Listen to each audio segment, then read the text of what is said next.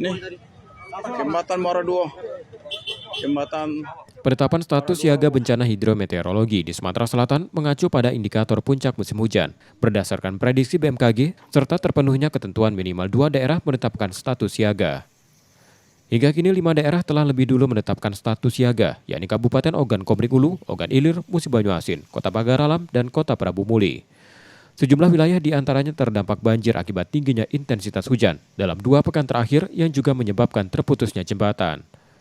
Badan Penanggulangan Bencana Daerah Sumatera Selatan menilai penetapan status siaga menjadi langkah strategis untuk mempercepat koordinasi lintas sektor dalam penanganan potensi bencana.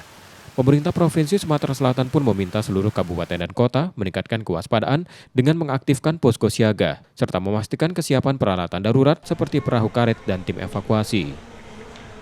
Dengan adanya penetapan ini dan juga prediksi BMKG, kita selalu berkoordinasi dengan kabupaten kota terkait kesiapsiagaan per kabupaten, dan juga untuk mendorong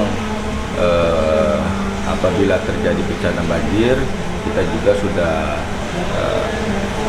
meletakkan ataupun menempatkan logistik kita di kabupaten kota yang rawan banjir. Ini juga sesuai dengan instruksi dari Bapak Gubernur yang mengatakan bahwa ketika terjadi bencana, provinsi harus hadir, harus cepat dalam hal baik itu evakuasi maupun bantuan termasuk logistik.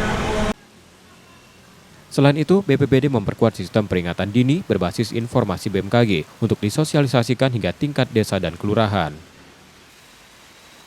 Muhammad Reza Pahlevi, Kompas TV, Palembang, Sumatera Selatan.